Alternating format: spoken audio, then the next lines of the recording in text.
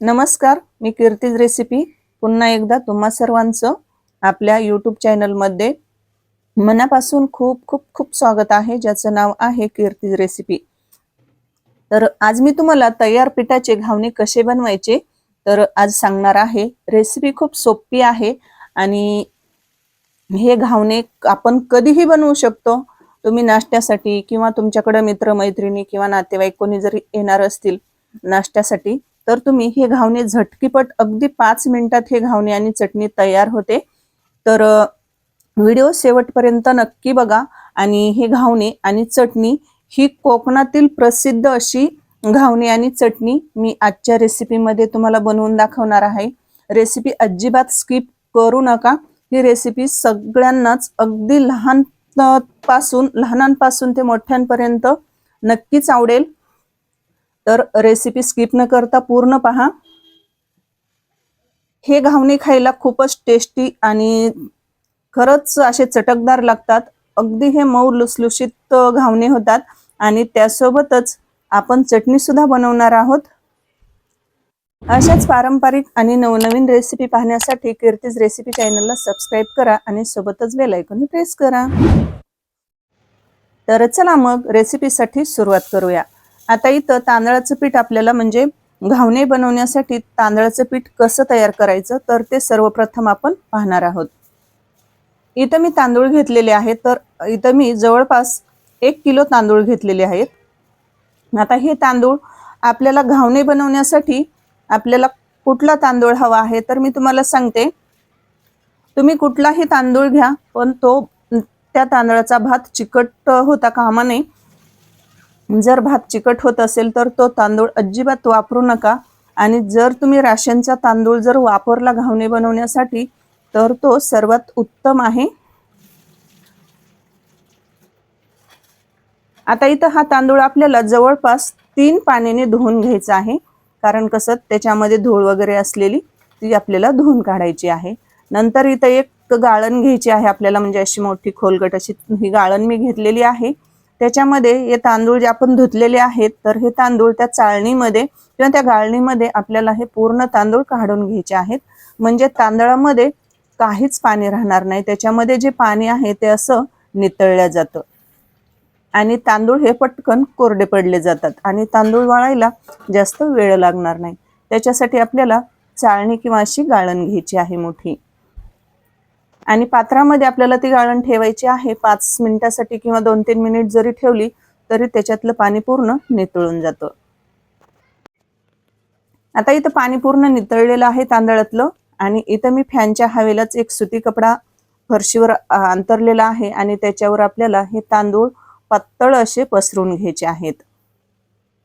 आणि हे तांदूळ पटकन वाळले जातात, कारण कसं आपण हे तांदूळ काही जास्त भिजू घातलेले नसतात, ते फक्त धुवून घेतलेले असतात। ते पटकन कोरडे पडले जातात, तर अगदी 5 ते 10 मिनिटात कोरडे पडतात।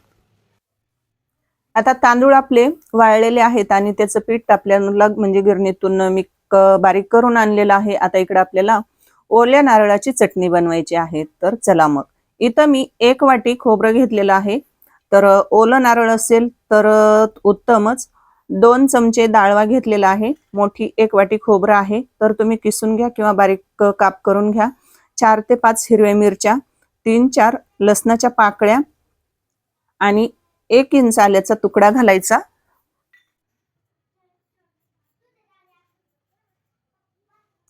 1 चमचा आपल्याला साखर घालायची। साखर ऑप्शनल आहे, जर तुम्हाला घालायची असेल तर घाला किंवा नसेल घालायची तर नका घालू। चवीनुसार मीठ, अर्धी वाटी बारीक म्हणजे हिरवीगार कोथिंबीर, आणि सर्वात सिक्रेट म्हणजे अर्धा लिंबाचा रस घालायचा। तर लिंबाचा रस कशामुळे घालायचा तर हे सर्वात महत्त्वाचं तुम्हाला ही सिक्रेट टिप्स आहे तर ही सांगते। याने चटणी जी आपण बनवतो तर त्या चटणीचा जो रंग असतो तर तो जास्त काळ किंवा जास्त वेळ असा टिकून राहतो। तर चटणी आपण एरवी बनवली की ती काय होते, काळी पडते। तर लिंबाचा रस जर तुम्ही थोडासा चटणी बनवताना घातला ना तर अजिबात तुमच्या चटणीचा हा रंग बदलला जाणार नाही। मिक्सरला पाणी न टाकता जेवढी बारीक होईल तेवढी वाटून घ्यायची, आणि नंतर त्याच्यामध्ये आपल्याला थोडंसं आवश्यकतेनुसार पाणी घालायचं आहे आणि चटणी आपल्याला मिक्सरला बारीक करून घ्यायची आहे। आता इथं चटणी तयार झालेली आहे, एका पात्रामध्ये मी बाउलमध्ये काढून घेतलेली आहे।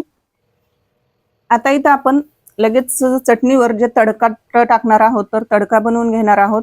इथं गॅस चालू करून तडका पॅन ठेवला, त्याच्यामध्ये 2 टेबलस्पून तेल घातलं, 3 सुकलेल्या मिरच्या घातल्या, अर्धा चमचा जिरे, अर्धा चमचा मोहरी घातली, 7 ते 8 कढीपत्त्याची पानं आणि अगदी पाव चमचा हिंग घातला आणि कडकडीत अशी फोडणी आपण ही चटणीवर ओतली। तर पाहू शकतात इथं ही मस्त अशी चटणी तयार आहे ओल्या नारळाची। तर चला मग आता इकडे बघा, तांदळाचं पीठ आपलं तयार आहे। तर हे मी चाळून घेतलेलं आहे आणि दळून आणताना हे आपल्याला असं बारीक रवाळ, बारीक असं बोटावर घ्यायचं असं थोडंसं, आणि थोडंसं असं आपल्याला रवाळ लागतं। तर तसंच आपल्याला घावणे बनवण्यासाठी पीठ लागणार आहे। तर तुम्ही असंच पीठ एकदाच बनवून ठेवू शकतात, म्हणजे तुम्हाला कधीही घावणे खाऊ वाटले की तुम्ही पटकन बनवू शकतात। अगदी 5 मिनिटात हे घावणे आणि चटणी तयार होते। तर चला आता मी घावण्याचं पीठ कसं बनवायचं तर सांगते। एक मोठं पात्र घ्यायचं, त्याच्यामध्ये मी 2 वाट्या तांदळाचं पीठ घेतलेलं आहे आणि ज्या वाटीने तांदळाचं पीठ घेतलेलं आहे तर त्याच वाटीने आपल्याला सुरुवातीला 4 वाट्या पाणी घालायचं आहे। आता नंतर आपण हे पीठ असं मिक्स करून घ्यायचं पाण्यामध्ये। गोटुळी याच्यामध्ये पिठाच्या गोळ्या अजिबात राहू द्यायच्या नाही। मस्त हे एकदम असं छान असं घावणे बनवण्यासाठी हे बॅटर असं म्हणजे छान असं पीठ खलवून घ्यायचं आहे। आता तुमचं तांदळावर अवलंबून आहे, पाणी कोणाला जास्त लागू शकतं आणखी सुद्धा, आणि कोणाला बरोबर प्रमाण होऊ शकतं। तर मला परत 1 वाटी पाणी घ्यावं लागलेलं आहे। 2 वाट्या तांदळाचं पीठ घेतलं, त्याच्यासाठी मला 5 वाट्या पाणी लागलेलं आहे। आता तुम्ही जो तांदूळ घेताल त्या तांदळावर अवलंबून आहे पाणी तुम्हाला किती घ्यायचं, किती लागेल त्यानुसार। नंतर याच्यामध्ये चवीनुसार मीठ घालायचं आहे। याच्यामध्ये आपल्याला बाकी काहीही घालायचं नाही। आणि पाहू शकतात पिठाची कन्सिस्टन्सी तर जास्त पातळ नाही आणि जास्त घट्ट। पिठाचं प्रमाण हे आपल्याला म्हणजे पिठाची कन्सिस्टन्सी जास्त पातळ पण नाही ठेवायची, जास्त घट्ट नाही। जास्त जर तुम्ही घट्ट ठेवली ना तर ते खूप असे जाड होतील, आणि जर तुम्ही जास्तच पातळ जर ठेवले तर ते उलटणार नाहीत तर मोडतील। तर चला मग मी जसं पीठ बनवलेलं आहे तसंच बनवा। गॅस चालू करून डोश्याचा तवा ठेवलेला आहे आपल्याला घावणे बनवण्यासाठी। त्याला तेल लावून घेतलं ब्रशने, आणि एक फुलपात्र घ्यायचं आहे आपल्याला। आणि घावणे तव्यावर आपल्याला घावणे बनवण्यासाठी सोडायच्या अगोदर काय करायचं, पात्रामधलं जे आपण पीठ खलवलेलं आहे तर ते फुलपात्राने पूर्ण खाली बुडापर्यंत आपल्याला हलवून घ्यायचं आहे। कारण कसं तांदळाचे जी कण्या असतात तर ते खाली बुडामध्ये राहतात, तर त्याच्यासाठी आपल्याला मिक्स करून घ्यायचं आहे। आणि नंतर फुलपात्राने आपल्याला अगोदर कढीवरून असं ओतत चालायचं आहे। अगोदरच मधून म्हणजे मध्य भागातून घावण्याचं पीठ ओतायचं नाही, अधिक साईडनं ओतायचं आहे। आणि याप्रमाणे आपल्याला घावणे बनवून घ्यायचे आहे। तर तव्यावर मी घावणं हा असं म्हणजे घावण्याचं पीठ हे पसरून घेतलेलं आहे आणि मस्त जाळी बनलेली आहे।